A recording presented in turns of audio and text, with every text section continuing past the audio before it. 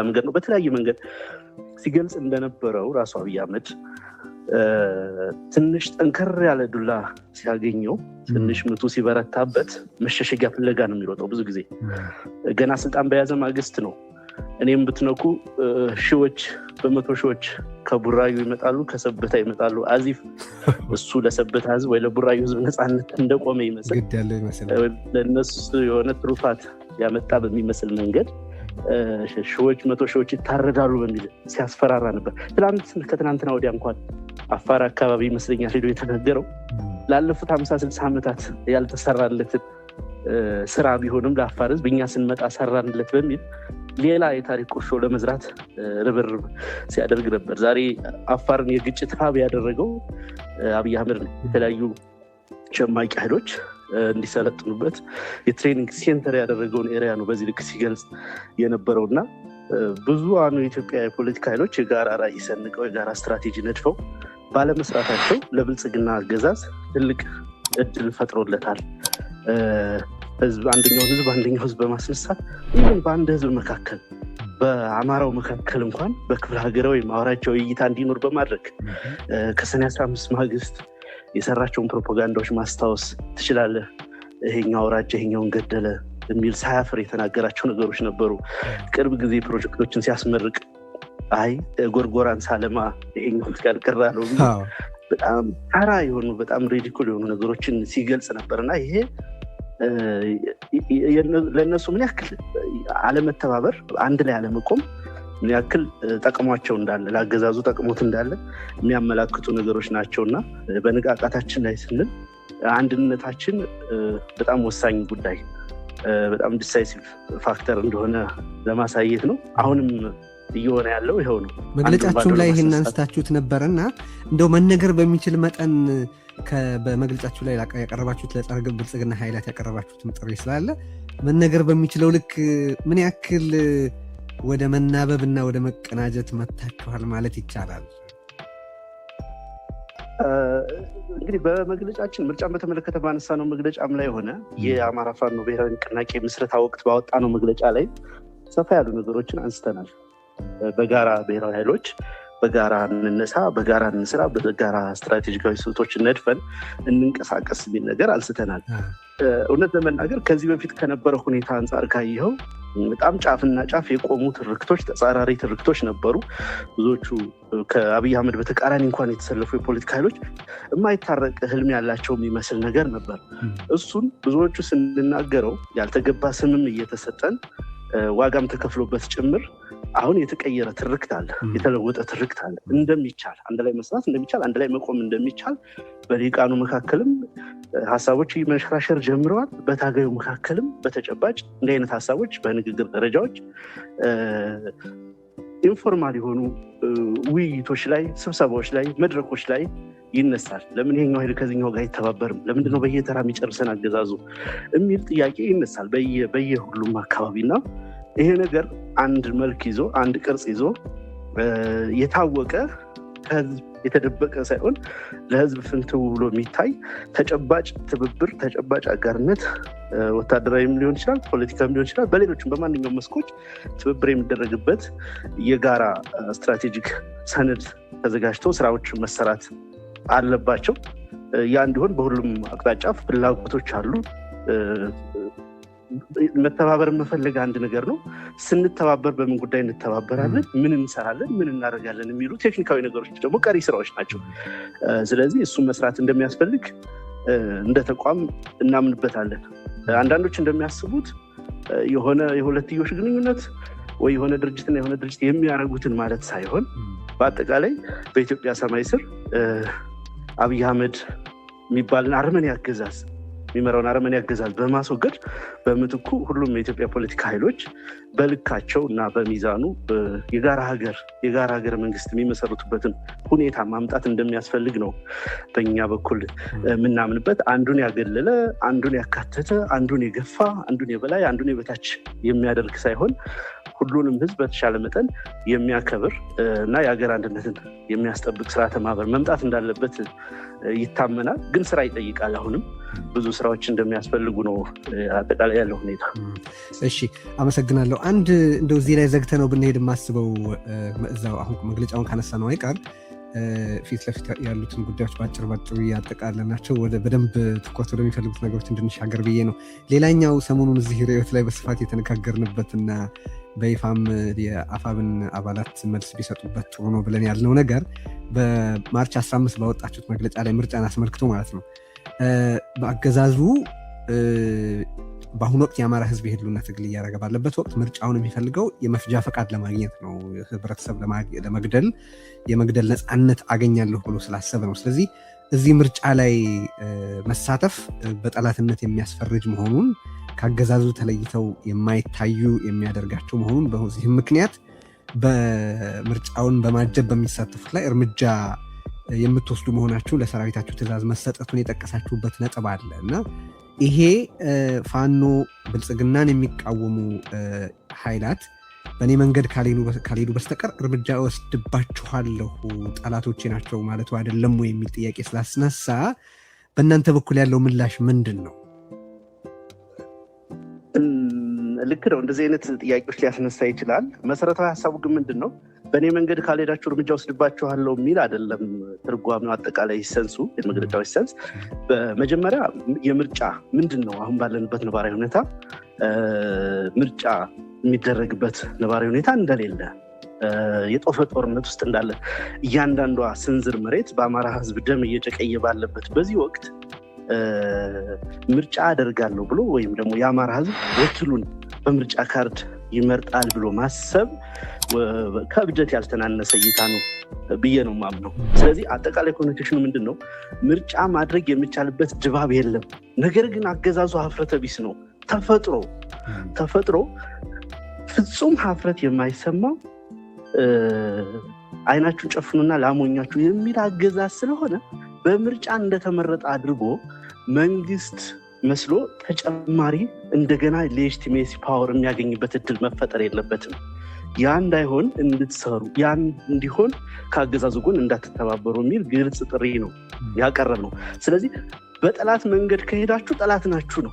ለእኛ አብይ አህመድን እንዳገዛዝ ቆጥሮ ወይም ደግሞ ከአብይ አህመድ ጋር ተወዳድሮ አብይ አህመድን ሚዜ ሆኖ ሞሽሮ መልሶ በጠቅላይ ሚኒስትርነቱ ሊያስቀጥል ወይም ደግሞ ዘረፈጁን የብልጽግና አገዛዝ መንግስት ሆኖ እንዲቀጥል ዓለም አቀፍ ተቀባይነት እንዲኖረው የተመረጠ መንግስት እንዲሆን የሚያደርግ አካል መቼም እዚህ ኢትዮጵያ ፖለቲካ ውስጥ እሳተፋለሁ የሚል አካል አሁን በፋኖና በብልጽግና መካከል እየተካሄደ ያለውን ጦርነት፣ ላለፉት 3 ዓመታት የወደመውን ንብረት፣ የወደቀውን የሰው ልጅ ብዛት፣ በእያንዳንዱ ቀጠና የሚወድቁትን የመድፍ የድሮን አረሮች፣ እያንዳንዱ እንቅስቃሴ የደረሰውን ሰብአዊ ቀውስ በሚገባ ይገነዘባል ብለን ነው የምናስበው።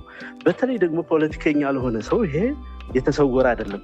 ይሄ ባለበት ነባራዊ ሁኔታ ውስጥ በማጀብ ለዛውም የምርጫ ውጤት አገዛዙን ሊጥል አይደለም ሊፈታተን በማይችልበት ደረጃ ራሱ ተቃዋሚ ነን የሚሉት ገንቦ በምርጫ እንሳተፋለን የሚሉት ኃይሎች ደግሞ ፖለቲካዊ እንቅስቃሴ ለማድረግ የሴኩሪቲ ዋስትና እንኳን በሌለበት ሁኔታ የትኛው ፖለቲካ ፓርቲ ህዝብ ሰብስቦ ያውቃል?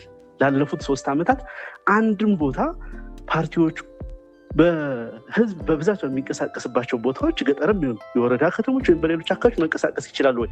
አይችሉም። ለምን? ጦርነት ውስጥ ስለሆነ፣ ጦርነት ስላለ። ስለዚህ በዚህ ነባራዊ ሁኔታ ውስጥ ሆኖ ይህንን እያወቀም እያሰላም ጭምር አብይ አህመድን በምርጫ አጅባለሁ የሚል አካል ካለ ለአገዛዙ ሌጂቲሜሲ የሚጨነቅ እንጂ ለአማራ ህዝብ ነፃነት የሚጨነቅ አይደለም ማለት ነው። በዛ መሰረት ከአገዛዙ መንገድ ወይም ከአገዛዙ ጎን የተሰለፉ ናቸው ብለን ነው የምንደመድመው በእኛ እምነት። ለዛም ነው እርምጃ እንወስዳለን፣ እንታግላችኋለን ብለን ያነሳ ነው። ምናልባት አንዳንድ ቃላቶች አንተም የሰጠውን ኮሜንት ሰምቻለሁ። ለምሳሌ በጠላትነት መፈረጅ ይቻላል ወይ? ጠላት ናቸው ወይ የሚል ይሄ የአፋብን ስትራቴጂክ ሰነድ አይደለም፣ ርዕዮተ ዓለም ወይም ፖለቲካ ፕሮግራም ወይም ማኒፌስቶን ጉዳይ አይደለም። በአንድ በምርጫ ጉዳይ የተያዘ ፖዚሽን ነው። እንደተባለው ጠላትነት ለመበየን ለመፈረጅ ደረጃዎች ይኖሩታል፣ መስፈርቶች ይኖሩታል። በስትራቴጂ ደረጃ ጠላት የምትለው ይኖርሃል፣ በታክቲክ ደረጃ ወዳጅ ጠላት የምትለው በዛ ልክ የሚገለጽ ነገር አይደለም። ይሄንን ምርጫ በተመለከተ ያለንን አቋም ያለንን ድርጅታዊ አቋም ለማሳየት የተጠቀምንበት ቋንቋ ነውና ለክላሪቲ አንድ ነገር ጠይቅና ችግር የፈጠረው ነገር ነው ይመስለኝ። አሁን ቅድም ባልካቸው በአሰስመንት በምርጫውን በተመለከተ በወሰዳችሁት አቋም እኔም 100% እስማማለሁ። ማለት በኢትዮጵያ ውስጥ በምርጫ የሚፈታ ችግር እንደሌለ ግልጽ ነው። አገዛዙ ለሁሉም ህብረተሰብ በአጠቃላይ በተለይ ደግሞ ለተወሰኑ ህብረተሰቦች ደግሞ ክሊር ኤንድ ኤሚነንት የሆነ ኤግዚስቴንሻል ትሬት መሆኑ አይ ቲንክ ቢያንስ በእኔ ዘንድ የሚያከራክር አይደለም። ግን ምርጫው ላይ መሳተፍ ምርጫ ከብልጽግና ጋር በመስማማት ብቻ የማይካሄድ ነገር በመሆኑ ለምሳሌ ከሰላማዊ ህጋዊ መስመር እንሰረዛለን፣ አገዛዙ ሰበብ ፈልጎ ይሰርዘናል፣ ስለዚህ ኖሚናሊ እንሳተፋለን ምርጫ ውስጥ የሚሉ አሉ። እስከምንችለው ድረስ ሄደን ምርጫ የፈጠራት እድል ተጠቅመን የሆነ ሰዓት ላይ ቦይኮት እናደርጋለን፣ መልእክታችንን ለህዝብ እናስተላልፋለን የሚሉ አሉ። ምርጫ የሀገሩ ችግር እንደማይፈታው እያወቁ አገዛዙ ጀኖሳይዳል እንደሆነም እያወቁ ግን መልእክታችንን ለማሻገር የምንችለውን ርቀት ያህል እንሄዳለን የሚሉ ኃይላትንም ጭምር የጠቀለለ መሆኑ ነው ችግር የሆነው። የጠላትነት ፍረጃ ያልከው ደግሞ ሰራዊቱ ነው ትእዛዝ የተሰጠው። ሰራዊት ትእዛዝ ሲሰጠው ምን አይነት እርምጃ እንደሚወስድ ግልጽ ነው እና ለክላሪቲ እነዚህም ሰዎች እዛ እርምጃ ውስጥ ተጠቃለዋል ወይስ ያጻጻፍ ስህተት ነው? በነገራችን ላይ ቦይኮት ለማድረግ የተዘጋጁት ለነሱ መውጫ በር ለመስጠት ነው። አጅባችሁ አገዛዙ ስልጣን ላይ እንዲወጣ የምትሰሩ ማለት በምርጫው የምትወዳደሩ ማለት ነው።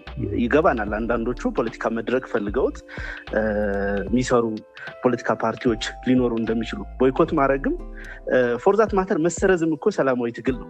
አንዱ የትግል መገለጫ ሊሆን ይችላል። በዚህ ምርጫ አልሳተፍም ብሎ መሰረዝም ህይወት እየከፈልንበት ነው። እኛ በትግሉ በየቀኑ በርካታ ወጣቶች ገብረንበት ነው። መከላከያ ሰራዊቱን የምንማርከው ቆሞ የሚማረክ ሰራዊት የለም። ስለዚህ በዛ ልክ መስዋዕትነት መክፈልም አንዱ የትግል አካሄድ ነው ብለን እናምናለን። እና ምናልባት ሰራዊቱን በተመለከተ ያነሳው ቴዲ እንግዲህ እርምጃ ሲባል ብዙ አይነት ነገሮች አሉ። እንደው በጣም ዝርዝር ነገር ቴክኒካል ነገሮችን እዚህ ማንሳት አያስፈልግም እንጂ ለሰራዊቱ ምን ስምሪት እንደሰጠን ምን አይነት እርምጃ ወሰዱ ተብሎ ስምሪት እንደተሰጠ እዛ መግለጫው ላይ የተቀመጠ ነገር የለም። በአንድም በሌላ መንገድ ግን ሰራዊት የሚወስደው እርምጃ ከሞላ ጎደል ይታወቃል ብዬ ነው። አይ ብዙ አይነት እርምጃዎች ይወስዳል ሰራዊት።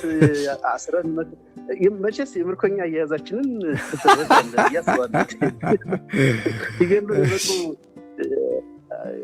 የመከላከያ ሰራዊት አባላትን ተንከባክበን አሳክመን ለቀይ መስቀል አስረክበን የምንከባከብ ሰዎች ቱዛት ኤክስተንት ባርባሪክ የሆነ መንገድ እንከተላለን ማለት አንችልም። ግን አይደለም ግን ፖዚሽናችንን ደግሞ በደንብ ጎልቶ መታየት አለበት።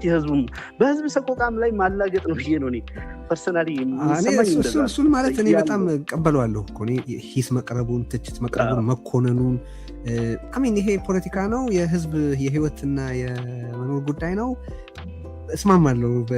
የጠላትነት ፍረጃውን በተመለከተ ነው እኔ ኢሹ ያለኝ እና ግን ህብረተሰቡ የራሱን ውሳኔ የራሱን አስተያየት ይወስዳል። እስካሁን ድረስ ዲስከስ አድርገነዋል። ይህን ነገር ስላደረግነውን በጣም ደስ ይለኛል። ወደ ሌላ ነገር ልሻገር። በአማራ ክልል በተፈጸሙ የሰብአዊ መብት ጥሰቶች ጉዳይ የተለያዩ አፋን አደረጃጀቶች ከአገዛዙ ጋር በፍጹም በሚቀራረብ ደረጃ እንኳ ባይሆን ግን ስማቸው የተነሱበት አጋጣሚዎች አሉ። ዛሬ አንተ የአፋብን የህዝብ ግንኙነት መምሪያ ኃላፊ እንደመሆኑ መጠን ያንን የተመለከተ ጥያቄ ላንሳብህ። በዚህ ረገድ በመዋቅራችሁ ላይ ያላችሁ ቁጥጥር ምን ያክል ነው? በሰብአዊ መብት ጥሰቶች የሰብአዊ መብት ጥሰቶች በፈጸሙ ባላችኋቸው አባሎቻችሁስ ላይ የወሰዳችኋቸው እርምጃዎች አሉ ወይ? በአማራ ክልል በስፋት በተለይ በአገዛዙ እየተፈጸሙ ያሉ አልፎ አልፎም ቢሆን እናንተ ወይም በአጠቃላይ ፋኖ አደረጃጀቶች ስማቸው በሚነሱባቸው የሰብአዊ መብት ጥሰት ጉዳዮችስ ዓለም አቀፉ ህብረተሰብ በገለልተኛ መንገድ ገብቶ ማጣራቱን ትቀበላላችሁ ወይ? እስቲ ጥያቄዎቹን አስታውሳለሁ፣ መደራረቢያ አይደለም ስለሚያያዙ ብቻ ነው። እና መጀመሪያ በመዋቅራችሁ ላይ ያላችሁ ቁጥጥር የተሟላ ነው ወይ? ፈጸሙ ያላችኋቸው ሰዎችስ ላይ እርምጃ ወስዳችሁ ታውቃላችሁ ወይ? በትክክል እርምጃ እንወስዳለን፣ እየወሰድንም ነው። በሁሉም ቀጠናዎች ማረጋገጥ የምችለው ቴዲ በርካታ ጓዶች፣ አባሎች፣ የሰራዊት አመራሮች በተለያየ ወንጀል ከሰብአዊነት ጋር በተያያዘ ሊሆን ይችላል፣ በሌሎች ወንጀሎች የተጠረጠሩ ውሳኔ የተሰጠባቸው በአሁኑ ሰዓት በተጨባጭ በርካታ ጓዶች በማቆያ ቤቶች ወይም በማረሚያ ቤቶች ይገኛሉ። ራሱኛ በመሰረት ናቸው ማቆያ ቤቶች የታድሶ ስልጠና ተሰጧቸው የተለቀቁ አሉ። ፎርዛት ማተር የመጨረሻው እርምጃ የተወሰደባቸውን በርካታ ናቸው። እንግዲህ እነሱን በየጊዜው ሪፖርት ስለማናደርግ እንደዚህ አይነት ነገር ያለ ላይመስል ይችላል፣ ለማድረግ ማስቸጋሪ ስለሆነ ማለት ነው። በቁጥጥር ደረጃ ፍጹም የሆነ ቁጥጥር አለ ብዬ በድፍረት ለመናገር እቸገራለሁ። እንከኖች ይኖራሉ፣ በተለያየ ደረጃ እንከኖች ይኖራሉ። ለምን የትግሉ ባህሪ አጠቃላይ አፈጣጠሩ እና ነባራዊ ሁኔታው ጊዜውም ጭምር ከዚህ ከሶሻል ሚዲያ ተጽዕኖ ጋር በተያያዘ በተለያየ መንገድ የፋኖ ትግልም ከታች ከቦቶም ቱ አፕ የመጣ አደረጃጀት ከመሆኑ ጋር ተያይዞ ከአንድ ማዕከል ወይም ከአንድ ዩኒቲ የወጣ ሰራዊትም ካለመኖሩ ጋር በተገናኘ በተወሰነ ደረጃ በቁጥጥር ደረጃ ክፍተቶች ይኖራሉ። ግን ከጊዜ ወደ ጊዜ በከፍተኛ ሁኔታ እየተሻሻለን ይመጣ። በተለይ ሰራዊቱ በዛ መካከል የሊደርሽፑን ሚና እየተረዳ ሲመጣ ትግሉ ጊዜ መውሰድ ሲጀምር እንግዲህ ወደ 3 ዓመት እየወሰደ ነው። በዚህ ጊዜ ውስጥ ራሱ የወሰደው ለሰን አለና እርስ በርሱ መመራራት የአመራሩም ደግሞ የመምራት የመቆጣጠር አቅሙ እየዳበረ በመምጣቱ በጣም ከፍተኛ ለውጦች አሉ። በነገራችን ላይ አሁን እንደ አማራ ፋኖ ብሔራዊ ንቅናቄም ከዚህ በፊት በነበሩት አደረጃጀቶችም የወታደራዊ ጨዋነት መመሪያዎች በሁሉም አደረጃጀቶቻችን ስልጠናም እንሰጣለን። በተለያየ አጋጣሚ ይህንን ወንጀል የፈጸመ ወይም ይህንን ዲስፕሊን ጥፋት የፈጸመ ሰው ይህን እርምጃ ይወሰድበታል በሚል በግልጽ የሚሰጡ ስልጠናዎች አሉ። የአማራ ፋኖ ብሔራዊ ንቅናቄ አደረጃጀትን ብታይ የህግና ስነ ምግባር ጉባኤ አለው፣ ወታደራዊ ፍርድ ቤትም ጭምራለው። ለዚህ ፐርፐስ የሰራዊትን ጨዋነት ለመቆጣጠር የሚመች መዋቅር ጭምር የተዘረጋለት ነው። እንግዲህ ገና ጥቂት ወራትን ያሳለፈ በመሆን ምክንያት በእነዚህ የመዋቅር ስራዎች በበቂ ሁኔታ ያልተጠናቀቁ ከመሆናቸው በስተቀር ማለት ነው። በአጠቃላይ የዘወትር አጀንዳ ነው። የዲሲፕሊን ጉዳይ፣ የሰራዊት ቁጥጥር ጉዳይ የሁል ጊዜ አጀንዳችን ነው። አመራሩን በተገናኘ ጊዜ በስብሰባ የሚያነሳቸው በተለያየ መንገድም የሚቀርቡ ትችቶችን፣ የህዝብ አስተያየቶችን ጭምር የምናካትትበት ነው። እንዳነሳውልህ አንዳንዶቹ ጋር መራር የሆነ እርምጃ በተለይ ከአስገድዶ መድፈር ጋር ከሰው ህይወት ማጥፋት ጋር የተገናኙት ጋር በርከት ያሉ እርምጃዎችን ወስደናል። ከዚህ በፊት በተደጋጋሚ በመግለጫዎቻችን ይፋ እንዳደረግ ነው የትኛውም ለሰብአዊ መብት የሚገደው ተቋም መጥቶ ማንኛውን ምርመራ ማድረግ እንደሚችል ጥሪ አቅርበናል። አሁንም በዚህ አጋጣሚ እንደዚህ አይነት ስጋት ያላቸው ድርጅቶች ካሉ መጥተው ኮሜንት ቢያደርጉን፣ ማንኛውንም ምርመራ ቢያደርጉም በራችን ክፍት መሆኑን ማሳወቅ እፈልጋለሁ። እንግዲህ ከዚህ በኋላ አገዛዙ ላይ የወደቀ ነው በአማራ ክልል በሚፈጸሙ የሰብአዊ መብት ጥሰቶች ላይ የአፋብን ይፋ አቋም ዓለም አቀፍ ገለልተኛ አጣሪ ቡድን መጥቶ የተፈጸሙትን ወንጀሎች እንዲያጣራ ጥሪ አድርጓል። ፈቃዱ መሆኑንም ገልጧል። ከዚህ በኋላ እነዚህ አጣሪዎች ባይመጡ በአገዛዙ አደናቃፊነት ምክንያት መሆኑ ግልጽ ሆኗል ብዬ ነው ማስበው። በአሁኑ ወቅት ፋኖ የአፋብን እንቅስቃሴ ፖለቲካው ወታደራውን በሚመራበት የተሟላ ቁመና ላይ ደርሷል ማለት ይቻላል። ፋኖስ በአሁኑ ወቅት ያለበት የእድገት ደረጃ ምን ተብሎ ካታጎራይዝ ሊደረግ ይችላል ትላለህ? እንግዲህ ደረጃውን በተመለከተ እንደው በዚህ ጉዳይ ላይ እዚህ ነን ስቴት አክተር ላይ የሚሰሩ ሰዎች ሪሰርች ቢያደርጉት የተሻለ ነው ብዬ አስባለሁ። በእኔ እምነት ግን አሁን ባለንበት ሌቭል የመጨረሻ እንደው ዝም ብሎ ኮንቬንሽናል በሚባለው አነጋገርና ቲዎሪ እንኳን የመጀመሪያው ምትለው ሰርቫይቭ ማድረግ ነው። አንድ የትጥቅ ትግል ድርጅት ሰርቫይቭ ማድረግ ነው የመጀመሪያው ከባዱ ነገር። እሱን ስቴጅ አልፈነዋል 100% እሱን ስቴጅ በማለፍ የሁለተኛው ስቴጅ መጨረሻ ላይ ነን ብዬ አስባለሁ። ስለዚህ የመጨረሻው ስቴጅ ሙሉ ኮንቬንሽናል ዋር አድርገህ ወይ ስትራቴጂክ ማጥቃት አድርገህ አገዛዙን የምታሸንፍበት ነው እና እሱ ነገር ላይ ነን እንዳለን ነው ፊልም ማድረገው በውስጤ ፊልም ማድረገው ወደ መጨረሻው ስቴጅ ሽግግር ላይ ነን ብዬ አምናለሁ። ወደዚህ ነገር ስንመጣ ከመሰረቱም በነገራችን ላይ የፋኖ ትግል ፖለቲካ መር የትጥቅ ትግል ነው ብለን በተደጋጋሚ እንናገራለን። ለምሳሌ ከአደረጃጀታችን ብንነሳ የተዋሃደ ሊደርሽፕ ነው ያለው። ከዚህ በፊት ብዙ የትጥቅ ትግል ታሪኮችን ስታይ አንዳንዶቹ ፖለቲካ አመራሩ ለብቻ ሰራዊቱ ለብቻ የሚደራጅበት ሁኔታ አለ። ብዙዎቹ ስኬታማዎቹ ግን የተዋሃደ ሊደርሽፕ ያላቸው ፖለቲካና ወታደራዊ አመራሩ በጋራ የሚሰራበት የተለየ ክንፍ የሌለው በተለየ ሁኔታ የማይወስን ነው ሲሆን ውጤታማ እንደሚሆን ተገንዝበን በዛ መንገድ የተደራጀ ነው። ከሞላ ጎደል ሰራዊቱ አሁን ላይ የሚዋጋበት ዓላማ ምን እንደሆነ በሚገባ ይገነዘባል። ከቅርብ ጊዜ ወዲህ አይተህ እንደሆነ እኒህ ባልተገባ መንገድ በቲክቶክ በሌላ ሚዲያ ፕላትፎርሞች ይወጡ የነበሩ ሌላውን ህዝብ ወይ ሌላውን ግለሰብ ኢቭን ምርኮኛን ጭምር ዝቅ የሚያደርጉ ያልተገቡ ቃላትን መጠቀም እንደዚህ አይነት ነገሮች ሁሉ መቶ የሚባል ደረጃ እየተቀረፉ መጥተዋል።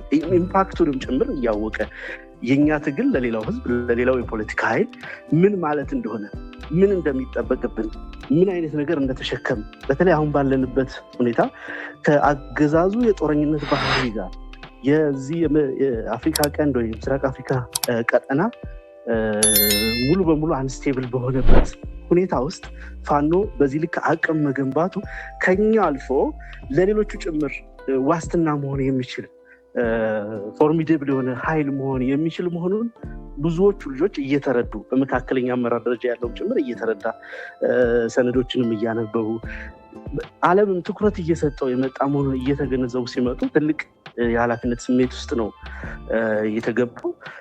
ከዛ ባሻገር በከፍተኛ ደረጃ የማድረግ አቅማችን አድጓል።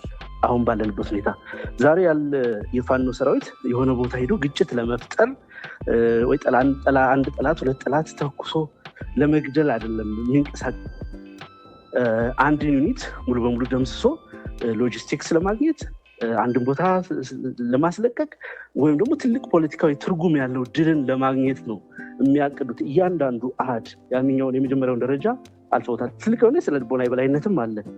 እውነት ለመናገር የኃይል ሚዛን ለውጥ አምጥቷል ትላለህ? ከኃይል ሚዛን አኳያ አስተያወራኝ።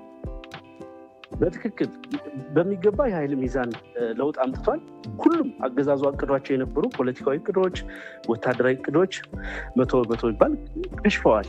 በተደጋጋሚ የተለያዩ እቅዶችን ይዞ መጥቶ ነበር። በአንድ በኩል ለምሳሌ ከ2-3 ወራት በፊት በፕሮፓጋንዳ በየአዳራሹ ህዝብ በመሰብሰብ ከህዝብ ለመነጠል የተደረጉ ስራዎች ነበሩ።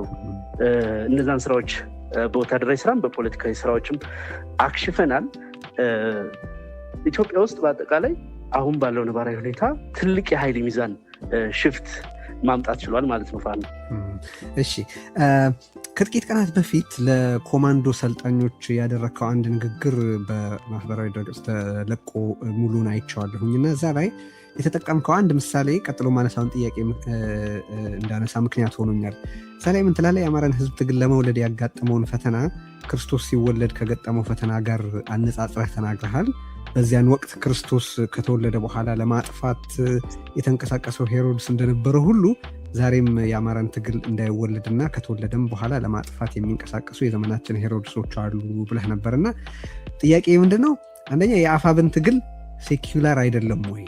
አገዛዙ ከሚከሰስባቸው በርካታ ነገሮች አንዱ እንደምታውቀው አስረስ መንግስትና ሃይማኖትን ሴኩላሪዝምንና የሃይማኖትን መስመር መደምሰሱ ነው እና በዚህ አኳያ ጥንቃቄ የጎደላችሁ አይመስልህም ወይ? ምን ትላለህ? ጥሩ ጥያቄ ነው ያነሳው ቴዲ።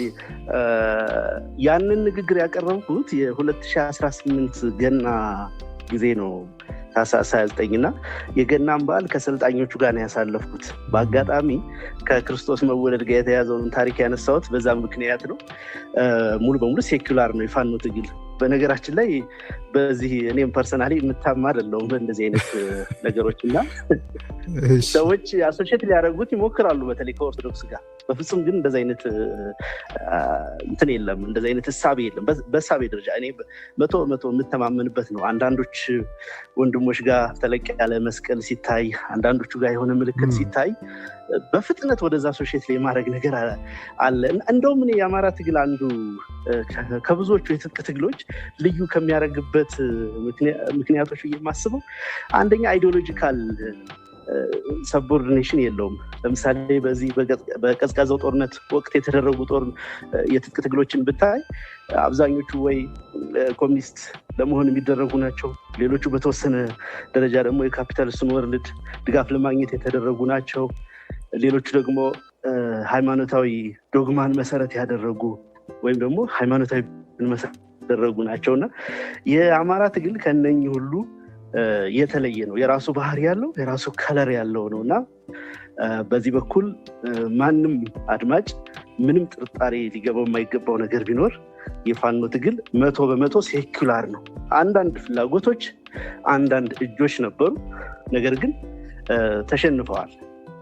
የሚፈልግ አለ። የተለያየ ኢንትረስት ግሩፕ ነበረ፣ በተለያየ ጊዜ የሞከረ በፍጹም እንደዚህ አይነት ነገር እንደማይቻል በጣም ዘመናዊ ፖለቲካን ማራመድ እንደሚገባን ከጊዜው ጋርም ጭምር ከነባራዊ ሁኔታውም ጋር ጭምር ኢትዮጵያን አስፓየር የሚያደርግ አንድ የትጥቅ ትግል ድርጅት ምን መከተል እንዳለበት መልቲፕል አይደንቲቲዎች እንዳሉ ኢትዮጵያ ውስጥ የተለያዩ እምነቶች፣ የተለያዩ ቋንቋዎች፣ የተለያዩ ባህል እሴት እንዳለ ይህን ነባራዊ ሁኔታ ተቀብሎ መሄድ ያለበት እንደሆነ ብዙ የፖለቲካ ስራ ተሰርቶበት በዛ መልክ ነው ያለው። ህዝቡም የሚያስተናግደው አይደለም። ነባራዊ ሁኔታውም ይህን የሚጋብዝ እናንተ አመራሮቹ በተለያየ ጊዜ መሰል ገለጻዎች ተጠቀሙ። ከዚህ በፊትም እንዳልከው ቅድምም እንደው በጨረፍታ ያነሳሳቸው መገለጫዎች ሲኖሩ በጣም ቶክሲክ በሆነ ፖለቲካ የኢትዮጵያ ፖለቲካ ውስጥ ብዙ እንዳልከው ብዙ ንቃቃት ባለበት ፖለቲካ ውስጥ እንዲህ ያሉ ገለጻዎች ይህንን መሰል ነገር ቢያመጡ የሚገርም ነገር አይመስለኝም። እና በእናንተም ትግል ውስጥ የክርስትና ሃይማኖት ተከታይ ያልሆኑ ደጋፊዎቻችሁ ከዛም ውጭ ባለው ኢንፋክት አሁን የአፋብን እንቅስቃሴ በአማራ ክልል ብቻ ነው ድጋፍ ያለው ብዬ አይደለም እኔ የማስበው፣ ከዛም የተሻገረ ድጋፍ አለው። ምክንያቱም በአሁኑ ወቅት አገዛዙ በፈጠረው አሰቃቂ ሪያሊቲ ምክንያት የአንዱ መኖር ለሌላው መኖር እጅግ አስፈላጊ የሆነበት ሁኔታ ተፈጥሯል። ኢንተርትዋይንድ ሆኗል የህብረተሰቡ እጣ ብዬም ስለማስብ እና ተስፋ አደርጋለሁ እንግዲህ ከዚህ በኋላ ጥንቃቄዎች እንደምትወስዱ። እዚህ ላይ የምታክለው ሀሳብ ከሌለ ወደ ሌሎች ነገሮች ይሻገራሉ። ያው እንዳልከው ነው፣ ጥንቃቄ ያስፈልጋቸዋል። እያንዳንዱ ነገር ለጠላት ፕሮፓጋንዳ በሚያመች መንገድ መገለጽ ስለሌለባቸው በተለይ ደግሞ እንደዚህ የምትታማበት ነገር ላይ ጥንቃቄ ማድረግ ያስፈልጋል። ቀላል ነገሮች አይደሉም። በእያንዳንዱ ኢቨንት በእያንዳንዱ ክስተት ሌሰን እየወሰድን ነው ብንሄደው ተደጋጋሚ ንግግሮች፣ ተደጋጋሚ መግለጫዎች፣ ስቴትመንቶችም ያስፈልጉ ይሆናል። በዚህ በኩል ፖለቲካዊ እይታችን ምንድን ነው የሚለው ለዓለም አቀፉ ማህበረሰብም ለሌላው ህዝብም ይፋ ማድረግ እንደሚያስፈልግም ጭምር ነው ጥያቄውን ስታነሳ ያጫረብኝ ነገርና እሱን በሚገባ እንሰራበታለን ወደፊት በእናንተም በኩል በሚዲያዎች በኩልም ታግዘን ማለት ነው።